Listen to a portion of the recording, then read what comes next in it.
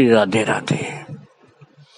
भक्तों, आज भी बहुत से लोग ये चाहते हैं कि माँ मणि जैसी उपलब्धि प्राप्त हो, अर्थात उनकी जैसी स्थिति प्राप्त हो।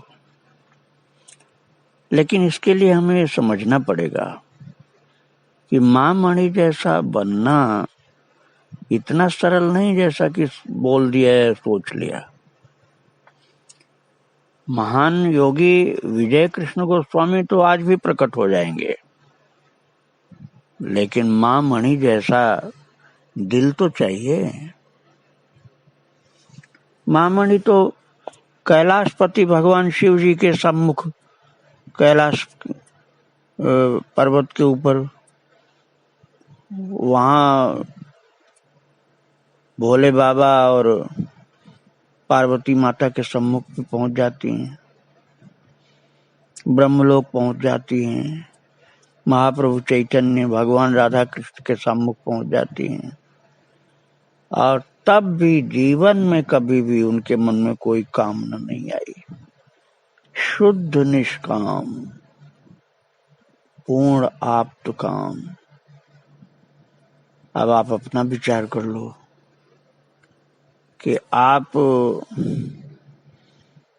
ये साक्षात इन लोगों का दर्शन करेंगे तो आप क्या क्या इनसे मांगने लग जाएंगे। संसार की कितनी डिमांड आपके पैदा हो जाएगी जो इनसे चाहेंगे। तो जब सांसारिक वस्तुएं ही आप चाहते रहेंगे, न तो भगवान पर विश्वास, न धीरज है, तो फिर कैसे काम बनेगा? फिर तो यहीं पर अटके रहेंगे।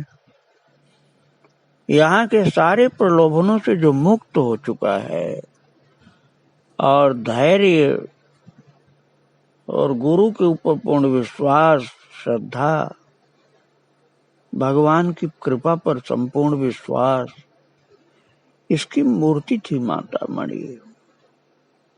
तो ऐसा बनने के लिए वैसे लक्षण भी तो हमारे होने चाहिए, तभी तो गुरु की कृपा होती, तभी तो विजय कृष्ण गोस्वामी जैसे परम गुरु का प्राकट्य होता है। तो ये बात समझने की है। माँ मणि गुरुदेव की आज्ञा से जो अपना अनुभव लिखती हैं, उसमें वो कहती हैं कि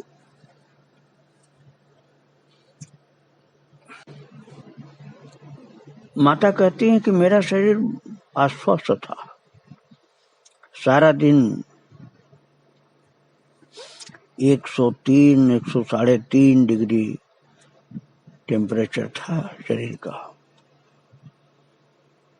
और ऐसे में भी अकेले ब्रज धाम में जो उनके साधना कक्ष था वहां अकेली पड़ी रहती। सेवा शुश्रूषा के लिए कोई भी नहीं था।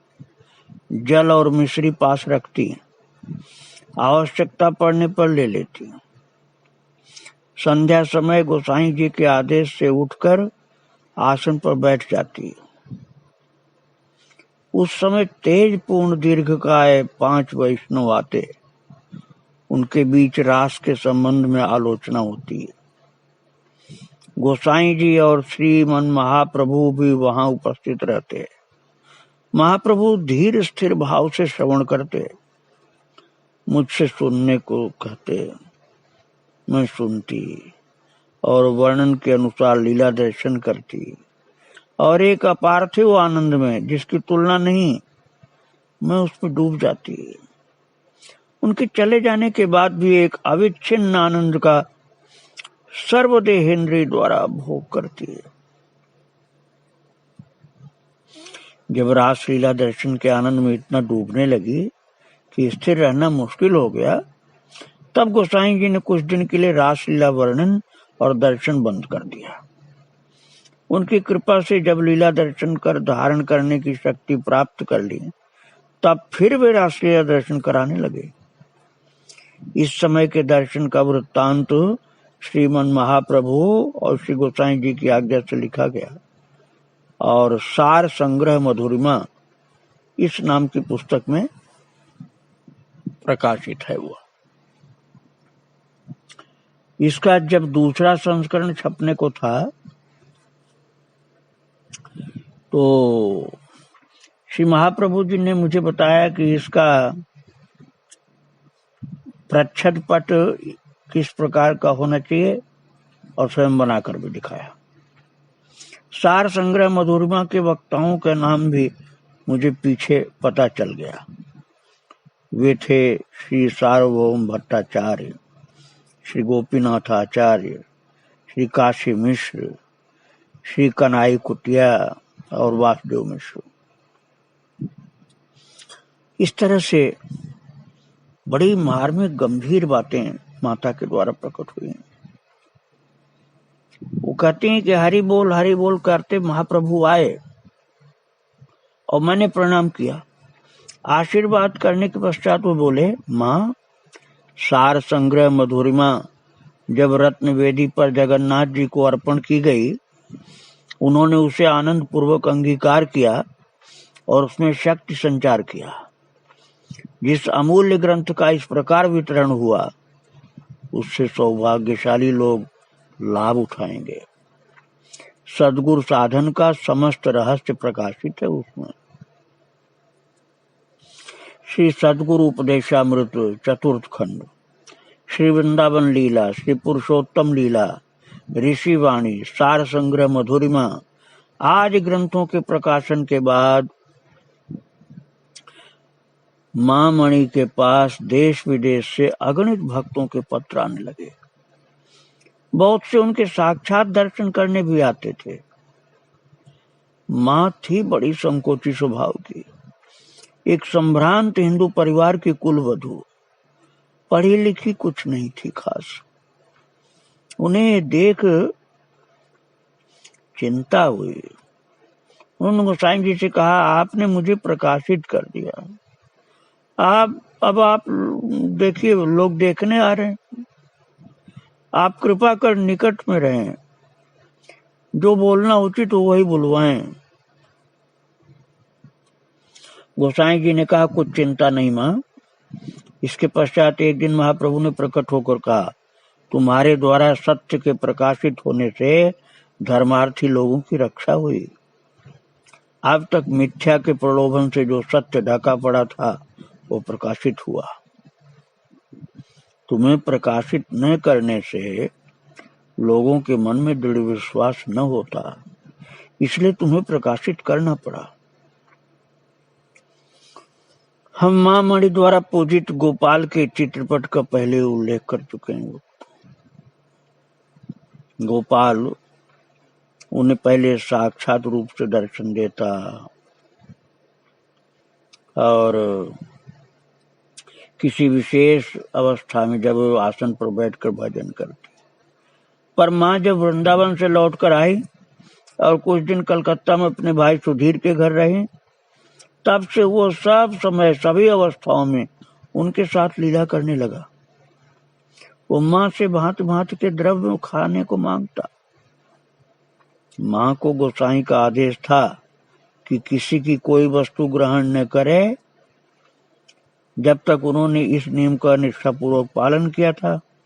पर अब गोपाल के कारण गोसाई जी के ही आदेश से उन्हें यह नियम तोड़ना पड़ा। और उसका कारण ये था कि गोपाल किसी भी समय आ जाता है और किसी भी समय कुछ मांगने बैठता। अब मां मणि से मांगने लगता तो देना पड़ता मां मणि को, तो नियम सब खत्म हो गए। एक दिन गोपाल माँ से बोला, माँ, मुझे कोई संदेश दे जाता है, कोई छेना, कोई कुछ, सब लोग मुझे बड़ा प्यार करते हैं। मुझे छोटा रहना अच्छा लगता है, क्योंकि छोटे को सब प्यार करते हैं। गोसाई जी जगन्नाथ जी बड़े हो गए हैं, वे अब बड़े हो गए ना, तो अब वो बात नहीं रही। मैं बड़ा नहीं होऊंगा, गोपाल ही रहूंगा, छोटा सा रहूंगा। इसी प्रकार छोटे बालक की तरह गोपाल बातें करता है। भक्तों, जब भगवान लीला करते हैं तब मनुष्य की तरह से करते हैं लीला। एक दिन गोपाल ने कहा, माँ तुम्हारे जगन्नाथ क्या कर रहे हैं और तुम्हें कुछ पता रहता है? कह रहे थे, गोपाल को सभी लोग बड़ा प्यार करते हैं, नाना प्रकार के द्रव्य देते हैं, मुझे सबने ठाकुर बना रखा है, ये मुझे अच्छा नहीं लगता। मैंने कहा, मैं हूँ वृंदावन का गोपाल, तुम हो द्वारका के राजा, इसलिए ठाकुर होकर भोग खाते हो और भक्तों के सहज प्रेम से वंचित रहते हो।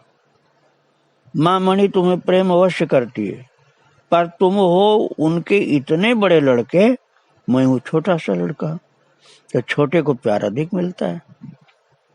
गोपाल छोटा था इसलिए ऐसी बातें करता, पर कभी कभी सहज भाव से ऐसी गूढ़ बात कह जाता जो भक्तों की बड़े ही काम की होती है। इस प्रकार से कितने प्रकार के अनुभव माता को हुए।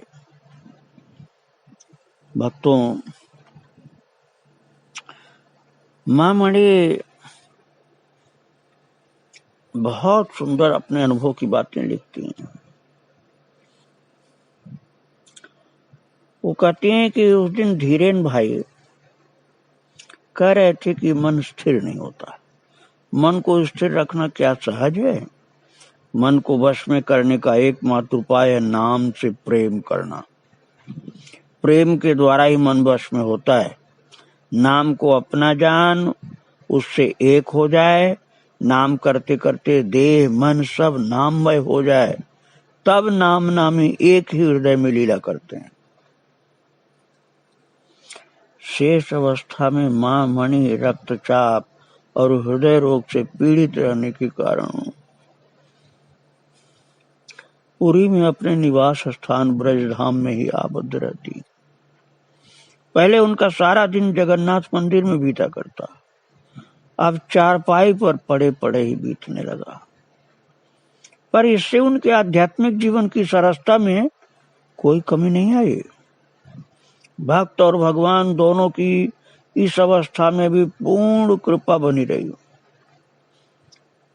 उन्होंने लिखा कि इस समय भी गोसाई जी की कृपा से नित्य कितने महान भक्त आकर दर्शन दे जाते हैं और अपनी पदधूल से, अपने चरण कमल की रज से मेरी कुटिया को धन्य कर जाते हैं।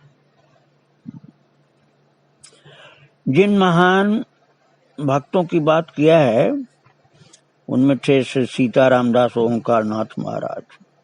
भक्तों इनकी चर्चावली में आपको सुना चुका हूँ। और श्री दुर्गा प्रसाद परमहंस जी महाराज, स्वामी प्रणवानंद जी, स्वामी असीमानंद सरस्वती, ये लोग माता को दर्शन दे जाया करते थे। भक्तों, ये महान जो संत लोग होते हैं ना, ये अपने शरीर के प्रारब्ध को काटना, टालना या नष्ट करना, समाप्त करना ऐसा नहीं चाहते।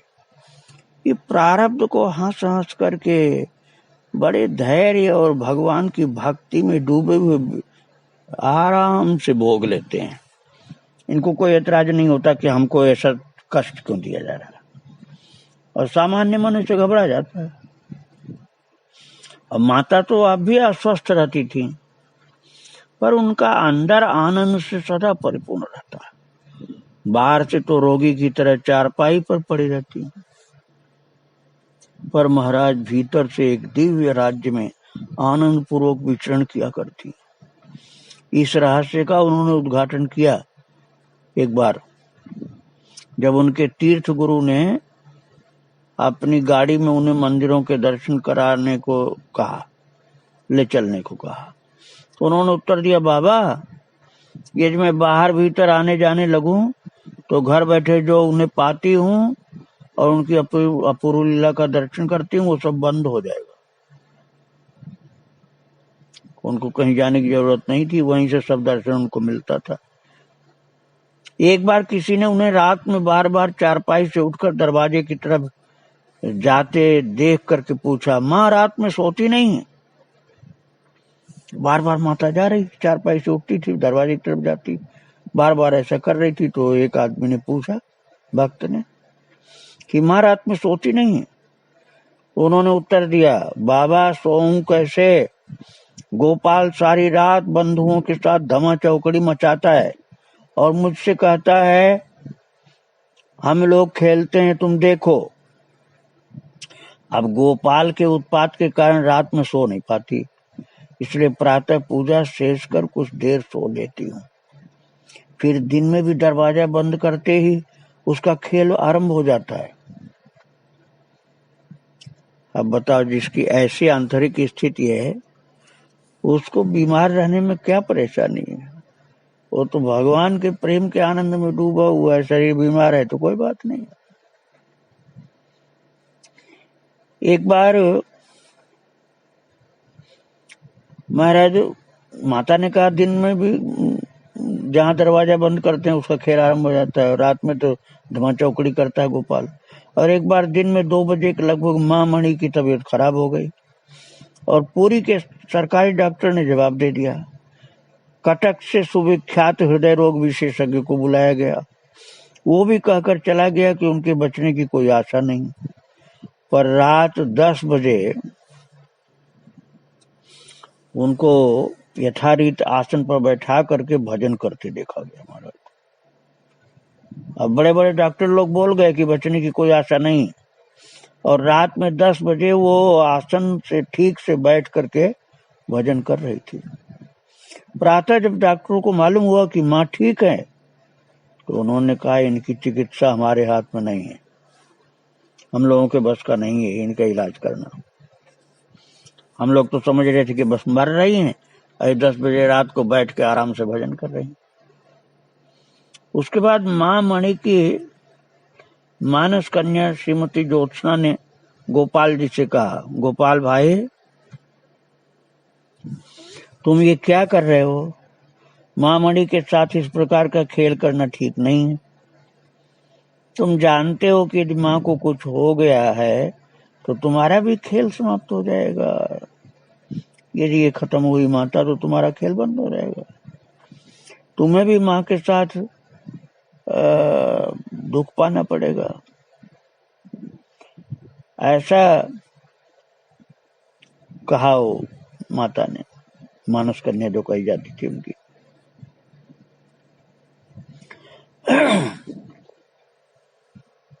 बात ये थी भक्तों कि गोसाई जी और माँ मणि के देहावसान के बाद उनके द्वारा सेवित विग्रह को जल समाधि देने का पहले से निर्देश हुआ था।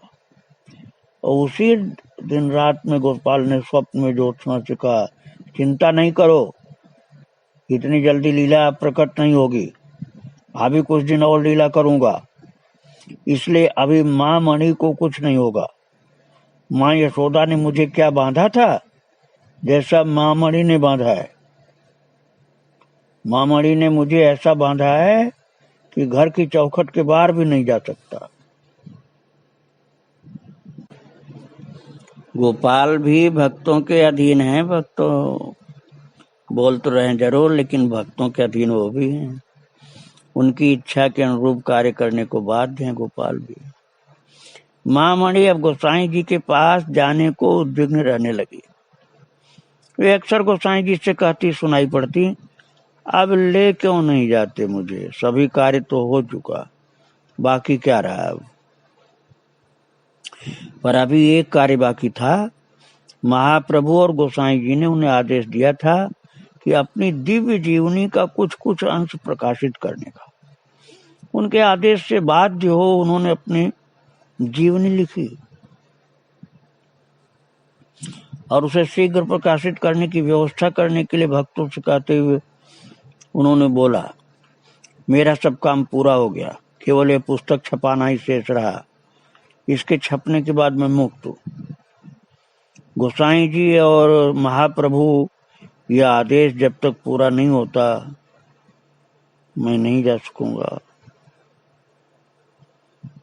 ऐसी माता ने कहा, मैं नहीं जा सकूंगी, गोसाई जी का आदेश है और चैतन्य महाप्रभु का आदेश है, इसलिए ये पूरा हो जाए तभी मैं जाऊंगी। पुस्तक छप गई भक्तों।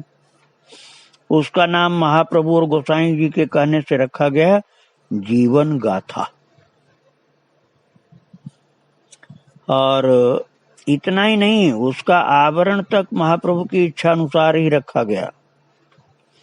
महाप्रभु ने उनसे कहा, मां, अपनी जीवन गाथा के प्रच्छद पट पर एक खूब बड़ा श्वेत पत्र पद्म देने को, मतलब कमल का फूल। तुम्हारा पूर्व नाम है सरोजनी, इसलिए श्वेत पद्म देने को कह रहा हूं। भक्तों, माता की पुस्तक जीवन गाथा छपी 22 दिसंबर 1966 को। भक्तों, अब हम माँ मणि के शरीर छूटने की बात मैं विस्तार से नहीं सुनाऊंगा, क्योंकि कुछ भक्तों को संतों के शरीर छूटने की बात विस्तार से सुनना अच्छा नहीं लगता है। लेकिन एक बात मैं जरूर बताऊंगा कि संत का भगवान के लिए, उनके धाम के लिए प्रस्थान हो जाने के बाद भी उनका जो शरीर होता है, जिसे आप निष्प्राण देह कर सकते हैं, महाराज उसमें भी एक दैवी चेतना होती है। वो बात मैं आपको बताऊंगा कि शरीर में सिर्फ ठाकुर जी के पास चले गए संत, लेकिन उनके उस शरीर में भी एक दैवी चेतना होती है। वो बात मैं आपको केवल बताना चाहता हूँ। भक्तों, बात ये थी कि मां मणि के शरीर के बिल्कुल बगल में तुलसी का एक गमला रखा था। तो शुरू में तो डगमग किया, तो कुछ भक्तों को लगा कि ये गिर न जाए गमला, लेकिन महाराज फिर उसके बाद बिल्कुल नहीं हिला। और जब वो शरीर पहुंचा दिया गया स्मशान, तब लोग देख करके चकित रह गए कि जो शरीर निष्प्राण हो चुका था, उसी शरीर के दाहिने हाथ की महाराज अनामिका उंगली से, अनामिका उंगली जो कनिष्ठिका के बगल की है, उस उंगली से मां मणि के शरीर ने तुलसी के गमले को कस के पकड़ लिया था, जिससे गिर न जाए रास्ते में कहीं। अब आपको बड़ा आश्चर्य होगा कि हाथ उठा और हाथ उठ करके गमले के ऊपर गया, जबकि लौकिक दृष्टि से हाथ की चेतना जा चुकी थी, निष्प्राण था। लेकिन उस हाथ ने तुलसी के गमले को पकड़ लिया जैसे जीवित व्यक्ति पकड़े, और उनकी अनामिका उंगली में वो गमला फंसा रहा आखिर तक, ऊपर के हिस्से में। लोग देख करके चकित हो गए कि धन्य है मां की निष्ठा, कि शरीर से जाने के बाद भी शरीर ने तुलसी के गमले को नीचे जमीन पर गिरने नहीं दिया। इस प्रकार से मां 22 दिसंबर 1966 को भगवत धाम को प्राप्त हुई, और प्रभु ने उनके द्वारा इतने कार्य कराए, योग के, भक्ति के, ज्ञान के, लीला के, जैसा कि शायद किसी ही संत के जीवन में ऐसा प्राप्त हो। उन महान संत मां मणि के चरणों में बारंबार प्रणाम, उनके गुरुदेव को प्रणाम, उनके प्रभु को प्रणाम। श्री राधे राधे, जय श्री राधे। वृंदावन बिहारी लाल की जय, राधा रानी की जय, उन मां मणि की जय, जिनके आखिरी टाइम पर जगन्नाथ भगवान का, भगवान राधा कृष्ण का कीर्तन तुमुल ध्वनि से संतों के द्वारा गाया जा रहा था, भक्तों के द्वारा गाया जा रहा था, परम दिव्य वातावरण था। ऐसी माता को बारंबार प्रणाम। श्री राधे राधे।